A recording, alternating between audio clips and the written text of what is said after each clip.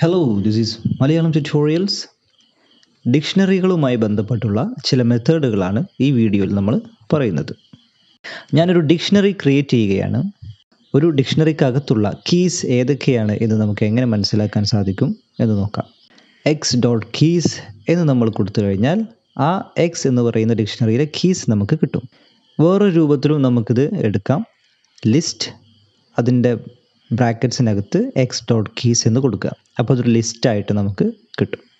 ഇനി list ബ്രാക്കറ്റിനകത്ത് x.values എന്ന് കൊടുത്തു കഴിഞ്ഞാൽ നമുക്ക് നമ്മുടെ ഡിക്ഷണറിയിലെ വാല്യൂസ് മാത്രം ഒരു ലിസ്റ്റായിട്ട് കിട്ടും. നേരത്തെ നമ്മൾ ലിസ്റ്റ് x.keys എന്ന് കമാൻഡ് കൊടുത്തപ്പോൾ നമുക്ക് കിട്ടിയത് നെയിം, ഏജ്, ഫോൺ എന്നുള്ള ഒരു ഓർഡറിൽ, ജസ്റ്റ് ഒരു റാൻഡം ഓർഡറിലാണ് നമുക്കത് കിട്ടിയത്. അതേസമയം നമുക്കത് ആൽഫബറ്റിക് ഓർഡറിൽ നമുക്ക് നമ്മുടെ കീസ് കിട്ടണം.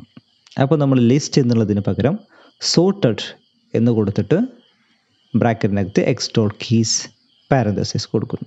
ഇത് നേരത്തെ തന്നെ പഠിച്ച ചില മെത്തേഡുകളാണ്, പക്ഷേ ഡിക്ഷണറിയുടെ കൂടെ ഉപയോഗിക്കുമ്പോൾ അതെങ്ങനെയാണ് വരിക എന്നുള്ളതാണ് കാണിക്കുന്നത്. ഇനി നമ്മുടെ ഡിക്ഷണറിയിൽ ഒരു കീ അവൈലബിൾ ആണോ ഉണ്ടോ എന്ന് നമ്മൾ ചെക്ക് ചെയ്യുന്നത് എങ്ങനെയാണെന്ന് നോക്കാം. ഇപ്പോൾ നെയിം എന്ന് പറയുന്ന കീ നമ്മുടെ ഡിക്ഷണറിയിലുണ്ട് അല്ലേ. അപ്പോൾ നെയിം ഇൻ എക്സ് എന്ന് കൊടുത്തു കഴിഞ്ഞാൽ എക്സ് എന്ന് പറയുന്ന ഡിക്ഷണറിയിൽ നെയിം എന്ന് പറയുന്ന ഒരു കീ ഉണ്ടോ എന്നുള്ളതാണ് അതിൻ്റെ ചോദ്യം. ഉത്തരം ട്രൂ എന്നുള്ളതാണ്.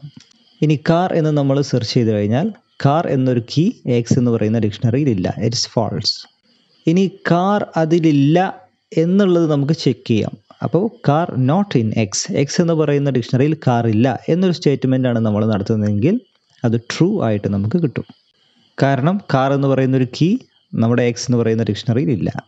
എക്സ് എന്ന് പറയുന്ന ഡിക്ഷണറിയുമായി ബന്ധപ്പെട്ട് മറ്റൊരു മെത്തേഡാണ് ഐറ്റംസ്. x.items എന്ന് നമ്മൾ കൊടുത്തു കഴിഞ്ഞാൽ ആ ഡിക്ഷണറിയിലുള്ള ഓരോ പെയറിനെയും നമുക്ക് വേറെ വേറെ ആക്കിയിട്ട് തരും.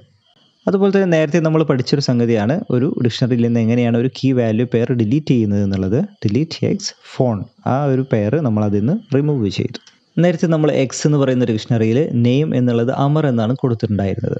ഞാൻ പുതിയൊരു ഡിക്ഷണറി ഡിഫൈൻ ചെയ്യുകയാണ്. y = ഡിക്ഷണറിയുടെ അകത്ത് നെയിം കുമാർ എന്നാണ് ഞാൻ കൊടുത്തിട്ടുള്ളത്. ഇനി ഞാൻ x.update ബ്രാക്കറ്റിനകത്ത് y എന്ന് കൊടുത്തു കഴിഞ്ഞാൽ എന്ത് സംഭവിക്കുമെന്ന് നോക്കാം. എക്സ് എന്ന് പറയുന്ന ഡിക്ഷണറിയിലെ അപ്ഡേറ്റ് ചെയ്തു, y എന്ന് പറയുന്ന ഡിക്ഷണറിയെ കൊണ്ട് എക്സിനെ അപ്ഡേറ്റ് ചെയ്തപ്പോൾ എക്സിനകത്തുണ്ടായിരുന്ന നെയിം എന്നുള്ളത് അമർ എന്നുള്ളത് കുമാർ എന്നായി മാറി. Okay, so that's all in this video. അടുത്ത വീഡിയോയിൽ കാണാം. അതുവരെ ഗുഡ് ബൈ.